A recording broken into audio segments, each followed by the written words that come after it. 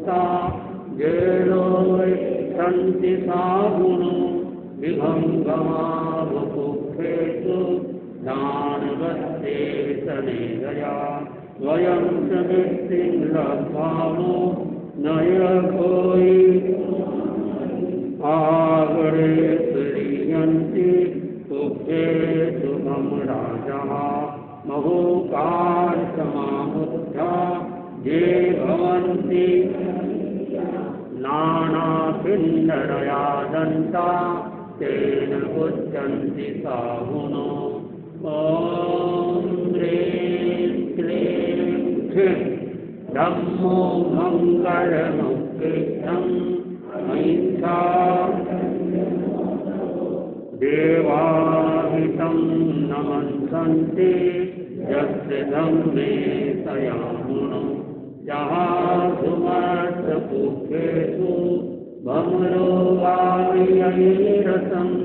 नयपुष्पं किलामेहि सूयतीने अप्पयम् एमे ये समना मुक्ता ये लोके सन्ति विभङ्गमावपुखेषु दानवस्ते सनेदया वयं च वृत्तिं लब्धामो नय कोई मयि आहागरे तुरीयन्ति तुभ्ये शुभं राजः महोकारसमामुद्धा ये भवन्ति अनित्या नानापिण्डरया दन्ता तेन उच्यन्ति साहुनो तेन उच्यन्ति साहुनो तेन उच्यन्ति साहुनो। अनुष्ठान का क्रम समाप्त। श्रद्धा से नमन करे हम तेरा अनुसरण करे हम पल पल में स्मरण करे हम महावीर स्वामी महावीर स्वामी। ओंकार बिंदु संयुक्तम नित्यं ध्यायन्ति योगिनः कामदं मोक्षदं चैव ओंकाराय नमो नमः ओंकाराय नमो। परम आराध्य के पावन चरणों में वंदन। अद्य विराजित मुनि वृंद, धर्म प्रेमी भाइयों और बहनों,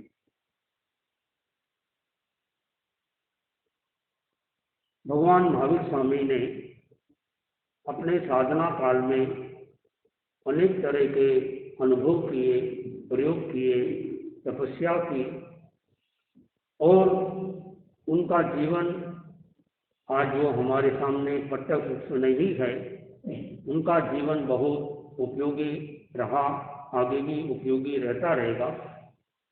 अनुष्ठान के दिनों में हम लोग अभी दसवें कालिक का जो पहला अध्ययन दुम्पुक्रिया, इसकी गाथाओं का अर्थ बताया जा रहा है। किसी भी चीज को यदि अर्थ के साथ जोड़ते हैं वो डबल काम करता है, फिर भाव भी उसमें जुड़ जाते हैं, ट्रिपल काम करता है। आपने भक्तांबर बोल दिया, मानो अर्थ नहीं भी जाना तो गलत नहीं है, इतना लाभ तो मिला। अर्थ जान लिया, डबल लाभ मिला। अर्थ के साथ भाव का चिंतन किया, वैसा अपने आप को अनुभव करने लग गए, ट्रिपल फायदा हो गया। इसी तरह से धम्मो मंगल मुक्ति थम अहिंसा संयमो तमो देवावीतम नमन संति जस धम्मे सयाम। दूसरी गाथा है जहा दुमस पुष्ठेषु भमुरो आम यैरसम नय पुष्पम किला मेयी सोई किणे अपयम। यानी कि जैसे दुम पुष्पों से भौरा फल से रस लेता है, नए पुष्पम किला में किसी को भी कष्ट नहीं देता। यानी कि साधु के लिए कहा गया, साधु भी इसी तरह से दीक्षा करे, गोचरी करे, जैसे भौरा एक एक फूलों से थोड़ा थोड़ा रस लेता है, उनको कष्ट नहीं होता। और भिक्षा का एक दूसरा शब्द आता है गोचरी। गो यानी गाय, चरी मतलब चरती। जैसे गाय चरती है, गाय की क्या विशेषता देखिए आप, गाय थोड़ा थोड़ा सब जगह से खाती, चलती रहती है, खाती रहती, एक जगह से सारा नहीं खाती। और गधे को देखिए आप, गधा जो होता है एक जगह से पूरा खा लेगा, अंदर से भी उखाड़ दे। तो इसलिए कहा गया साधु के लिए, साधु कौन, जो एक जगह से गोचरी न करे। नाना पिंड रया दंता, जो अनेक पिंडों में रत रहता है। पिंड मतलब घर, एक घर पर डिपेंड नहीं रहता। और हम लोग कोशिश करते एक ही घर से गोचरी नहीं करते। मानो एक घर से ही गोचरी की कभी संभावना लगी तो वहाँ खतरा है। खतरा ये है, मानो घर असुस्था हो गया तो और कहीं नहीं जा सकते, और भी कुछ हो गया हो तो फिर रह नहीं सकते। कई तरह से घर असुस्थे होते, फूंक मार दी, घर असुस्था हो गया। कोई सब्जी में फल में कोई बीज निकल गया, नजर पड़ गया। इसलिए बेराने वाले क्या करते हैं, साधु संतों को पहले क्या बेराते, पहले सब्जी बेराते, फिर रोटी, फिर चावल, फिर ड्राई फ्रूट मिठाई वगैरह, अंत में फल का लास्ट में बेरा। क्योंकि फल में खासकर तरबूज जो होता है, तरबूज के अंदर कहते हैं चोर बीज नाम रखा बहनों ने, चोर बीज, मतलब वो चुपके से अंदर कहीं छुप जाता है या बैठ जाता है और फिर बाद में दिखाई देता है।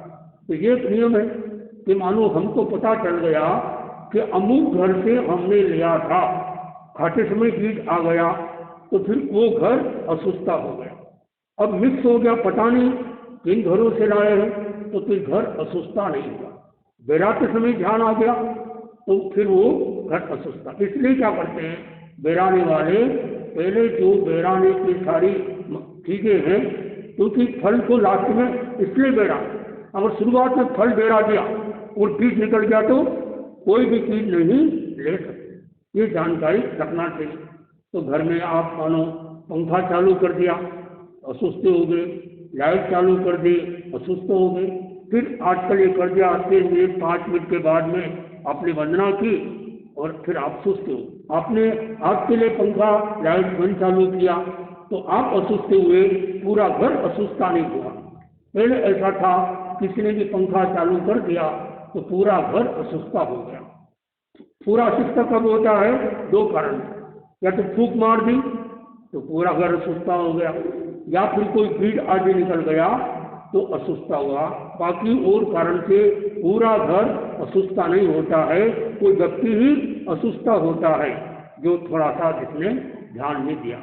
मैंने एक दिन आपको कहा था, आप लोग जवाब नहीं दिया, कि आपके घर में संत आए और आप खुले मुंह बोल रहे हो, ठीक है, खुले मुंह बोलना सावधानी है, सामने पड़ा, और खुले मुंह बोल रहे हो और साधु संत को आप गिरा रहे हो और साधु संत ले भी ले रहे, और हम उसको असुस्था नहीं मानते। और यदि आपने फूंक मार दी, बोले मलई आ गई है, मलई नहीं चाहिए तो फूंक मार दी, या कुछ भी, ये लोग नहीं जानते, तो पूरा घर असुस्था हो गया। इसका क्या कारण, फूंक मार दी तो भी हिंसा हुई, तो भी वायु काल की हिंसा हुई, और असुस्थ हो गए। खुले मुंह बोलने से असुस्थ नहीं हुए, खुले मुंह बोलने से भी वायु काल की हिंसा हुई, दोनों में वायु काल की हिंसा। ये जो खुले मुंह बोल रहा है उससे तो आहार पानी लेने का विधान है, लिया जाता है, लेते भी है, पर आप खुद अपने दोनों हाथ से पाटिल पकड़िए, तपेली पकड़ी, ले लाओ बोलते रहते, साधु संत लेते भी और असुस्था नहीं। इसका क्या कारण, कभी आपने चिंतन किया? कोई जवाब है? प्रश्न जवाब में आ गया। आपके घर में संत आए, खुले मुंह आप बोल रहे हैं, आपसे लेना कलपता है, वो हम लेते हैं, जबकि उसमें भी आप खुले मुंह बोल रहे तो वायु काल की हिंसा हो रही, हिंसा को हिंसा मानना पड़ेगा। लेकिन यदि आपने फूंक मार दी तो घर असुस्था हो गया, उसका क्या कारण, कोई है चिंतन? इसका एक कारण है कि फूंक मारना ये है काय के साथ संबंध है। असुस्थता का संबंध काय योग के साथ है। और जो बोल रहे हैं वो वचन योग है। वचन योग से असुस्थता नहीं होता, ध्यान देना। जो बोला जा रहा है वो वचन का योग है। वचन योग से असुस्थता नहीं होता, काल योग से असुस्थता होता। कोई हरियाली आदि लग गई या आपने फूंक मार दी, वो काल योग है, ध्यान में आ गया। तो काल योग से असुस्थता होता है, वचन योग से असुस्थता नहीं होता। ठीक है, ये आपको जानकारी दे दी। इस तरह से ये कहा गया कि साधु वह, तो कहा गया एमे समणा भुक्ता जे लोए संत साऊ विहम गामा बुक्पेशु दान बट्टे सड़े रया। हम भी इस तरह से वृत्ति को प्राप्त करेंगे जैसे भौरा थोड़ा थोड़ा सबसे लेता है और अपने आप को तृप्त कर लेता है। नाना भिन्न रया दंता पेड़ बुद्धन किसाओं महूकार समा बुद्धा, मधुकर के समान जो बुद्ध है, संबुद्ध है, पढ़ा लिखा है, विद्वान है, साधु है, उसके लिए कहा गया कि वो अनेक पिंडों में यानी अनेक तरह के घरों में भेदभाव न करे।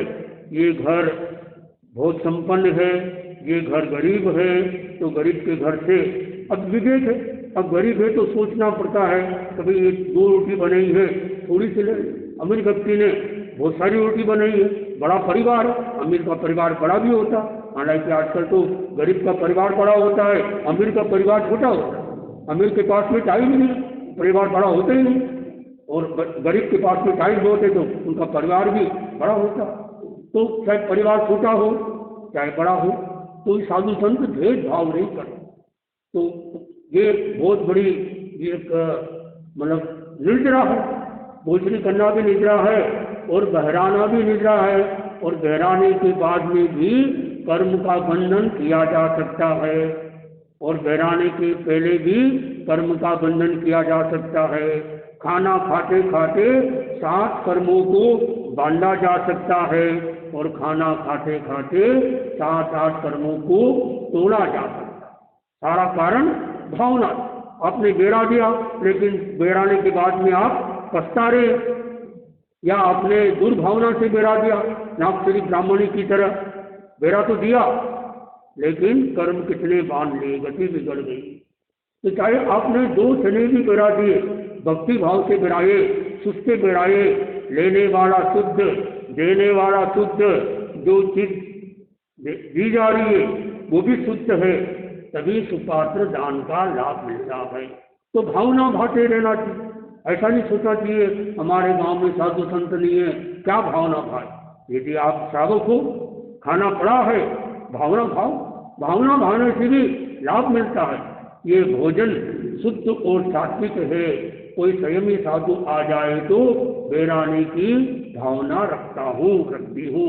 ऐसी भावना करने से भी आपका 12वां व्रत निपट गया। ये नहीं सोचना चाहिए भाई हम साधु संतों को दे नहीं पाए, देने की भावना तो रखो, शुद्ध दान देने की भावना रखना। तो इस तरह से ये 10वें कालिक का अध्ययन ये हमको ये प्रेरणा देता है कि हम भी मतलब कि साधु संतों को निमित्त बनाकर आप लोग भी इस तरह से, मैंने दिन कहा भाई आप भी गोचरी करने की भावना रखो, तो कर्नाड साहब बोले अब भावना करो, धन्य हो वो दिन, हमको भी मौका मिले कि हम भी गोचरी करें। भावना करना, जैसे साहब 3 मनोरथ होते हैं, तो गोचरी करने की भावना रखना कब होगा, जब आप साधु बनोगे। और साधु कब बनोगे, जब आपकी घर के प्रति राग द्वेष कम होगा, घर के प्रति आसक्ति कम होगी, लगाव कम होगा, परिग्रह को धीरे कम करोगे। सबसे पहले परिग्रह को कम करो, इतना परिग्रह भी कम होगा, उसकी आसक्ति भी कम करना साथ साथ में। फिर उसके बाद में फिर ये भावना करना, दीक्षा की भावना। फिर संसारा, दीक्षा ले ली, संसारा आए ना आए कोई फर्क नहीं पड़ता, गति में कोई फर्क नहीं पड़ेगा। ये मत सोचो कि संसारा लिया तो देव गति में ही जाएगा, वो संसारा नहीं लिया तो फिर नरक गति में चला जाएगा। संसारा से गति का कोई संबंध नहीं है। साधु बन गया, अब संसारा करना जरूरी नहीं। क्योंकि साधु का मरण पंडित मरण, चाहे संसारा न करे और श्रावक ने मानो संसारा कर लिया और उसका मरण पंडित मरण नहीं कहलाता तत्व ज्ञान दृष्टि से। तो भावना का लाभ मिलता है। तो आप भावना करिए, बार बार बातों को, अच्छी बातों को सुनिए, स्वाध्याय करिए। और ये अनुष्ठान के दिनों में जैसे मैंने कहा था कि रात्रि भोजन नहीं करना। कितने लोग हैं कि रात्रि भोजन नहीं कर रहे? कोई है? हाथ खड़ा करो। बहुत अच्छी बात है, काफी लोग हैं रात्रि भोजन नहीं कर रहे हैं। मैंने कहा था जमीकन नहीं खाना, तो जमीकन भी आप लोग नहीं खा रहे हो, बहुत अच्छी बात। तो नहीं खाना चाहिए। इस तरह से शीलवत का पालन करना। इस तरह से ये अनुष्ठान का आज 6ठा दिन, अब 2 दिन और है, फिर 9वां दिन आएगा, फिर दशहरा आएगा। इस तरह से ये आगे से आगे कर्म चलता रहेगा। आसूस का महीना ये चल रहा है, फिर कार्तिक का महीना आ जाएगा। तो हमें भी अपने आप को भावित करने की, प्रभावित करने की, प्रकाशित करने की यह कोशिश करना चाहिए।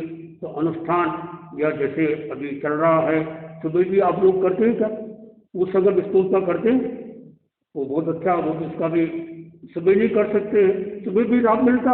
ये पार्श्वनाथ के जितने भी मंत्र स्तोत्र है ये सब अंधेरे में करने के हो। शाम को, रात को, यानी 9 बजे बात कर लो, उस समय नहीं कर सकते हो तो सुबह जल्दी उठकर कर लो। इस तरह से उसके बड़े फायदे होते हैं। साल में 2 बार ही, जैसे आपको 2 बार का ही पता है, 2 बार नवरात्रि तो 4 बार आती है, लेकिन आपको 2 बार का ही पता है, 2 बार गुप्त नवरात्रि होती है। इस तरह से वो चैत्र की भी आती है, लेकिन इसका भी ज़्यादा महत्व रहता है।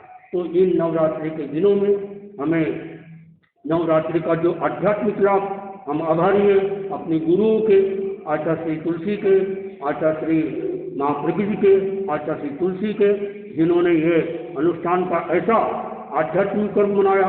बाकी लोग जो नहीं जानते हैं वो डांडिया खेलते हैं, जो नहीं जानते हैं वो कहाँ होटल में जाते हैं और नवरात्रि की जगह नवरात्रि बन जाती है। इस तरह से ये, लेकिन आप लोगों को बड़ा साधुवाद देना चाहेंगे। हमारे संतों ने अच्छी व्यवस्था की और आपको ये अनुष्ठान का कर्म जोड़ा है। हमारे बीच में श्रद्धेय मनुष्य संबोध कुमार संविधान पधार रहे हैं, अपने आप खड़े होकर